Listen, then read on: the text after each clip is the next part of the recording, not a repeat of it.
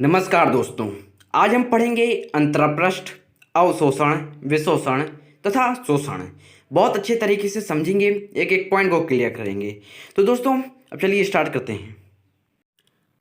चलिए दोस्तों समझते हैं। सबसे पहले समझिए अंतरपृष्ठ क्या होता है। अंतरपृष्ठ अधिशोषक का वह पृष्ठ जिसमें अधिशोष्य पदार्थ संकेंद्रित होता है अंतरपृष्ठ कहलाता है। ठीक है दोस्तों, जी अधिशोषक क्या होता है आप समझिए इसको। अधिशोषक होता है जिसमें अधिशोषण की क्रिया होती है, यानी कि अधिशोष्य पदार्थ का मतलब क्या होता है, द्रव या गैस, यानी कि द्रव या गैस उस ठोस की सतह पर आ जाती है, उसे अंतरपृष्ठ कहते हैं। ठीक है, अधिशोषक क्या है, ठोस है कोई, और अधिशोष्य पदार्थ क्या है, द्रव या गैस है। द्रव या गैस ठोस की सतह पर आ जाती है। ठीक है, तो समझ गए होंगे आप। तो अधिशोषक का वह पृष्ठ जिसमें अधिशोष्य पदार्थ संकेंद्रित होता है। संकेंद्रित का मतलब पृष्ठ में फैला रहता है, यानी कि उसके केंद्र तक चला जाता है, संकेंद्रित होता है, अंतरपृष्ठ कहलाता है। ठीक है, और अवशोषण क्या है, जब कोई पदार्थ किसी अन्य पृष्ठ में समान रूप से वितरित हो जाता है तो ऐसी घटना को अवशोषण कहते हैं। ठीक है, शोषण, अवशोषण। ठीक है, जब कोई पदार्थ किसी अन्य पृष्ठ में समान रूप से वितरित हो जाता है, यानी कि समान रूप से फैल जाता है, तो ऐसी घटना क्या कहलाती है, अवशोषण। ठीक है, अब इसका एक एग्जाम्पल देखिए। जब एक स्पंज को पानी में डुबोया जाता है, एक स्पंज को हम पानी में डुबोते हैं। ठीक है, जब एक स्पंज को पानी में डुबोया जाता है तो पानी समान रूप से स्पंज में चला जाता है या वितरित हो जाता है। इस घटना को अवशोषण कहते हैं। आप सोख्ता ही ले लीजिए। ठीक है, अगर सोख्ता को आप पानी में डालेंगे तो पानी उसके में समान रूप से फैल जाएगा। ठीक है, तो वही बात है, स्पंज का मतलब वही है, यह वितरित हो जाता है। इस घटना को अवशोषण कहते हैं। ठीक है दोस्तों, उम्मीद करता हूँ आपको समझ में आया होगा।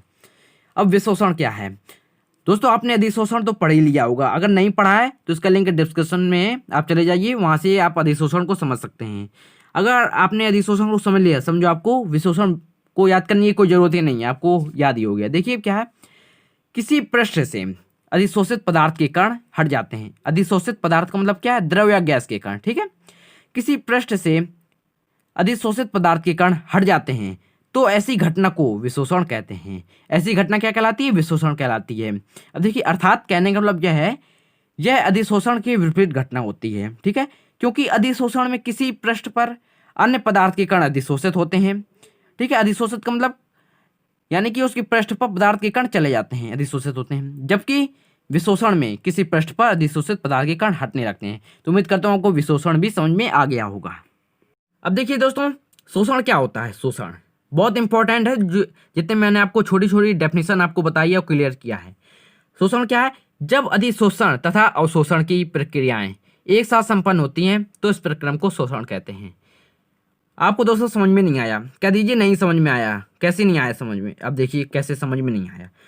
आप देखिए शब्द शोषण को बस देखिएगा। ठीक है, आपको याद करने की ट्रिक मैं बता रहा हूँ। शोषण को आप बस देखिए। अब अगर आप इसके आगे अधि लगा दीजिए और अव लगा दीजिए, आपको दो बार लगाना है। जैसे आप बिल्कुल डेफिनेशन ना देखिए, आप सिर्फ शोषण को ही देखिए। शोषण को देखिए, जब जब आपको लगाना है, जब अधिशोषण, अधि लगा दिए, जब अधिशोषण तथा अवशोषण, अधि लगाइए फिर अव लगाइए। जब अधिशोषण तथा अवशोषण की क्रिया एक साथ संपन्न होती है तो उसे क्या कहते हैं, शोषण कहते हैं। कितना सिंपल है, इस प्रक्रम को शोषण कहते हैं दोस्तों, बहुत ही सिंपल है। तो दोस्तों अगर आपने अभी तक हमारे चैनल को सब्सक्राइब नहीं किया है तो चैनल को सब्सक्राइब कर लीजिए, और हाँ जो बगल में बेल आइकन है उसको भी दबा दीजिएगा, प्रेस कर दीजिएगा उसको भी। तो दोस्तों अगर आपको वीडियो पसंद आया है तो लाइक ज़रूर कीजिएगा। तो दोस्तों हम मिलते हैं अगले वीडियो में।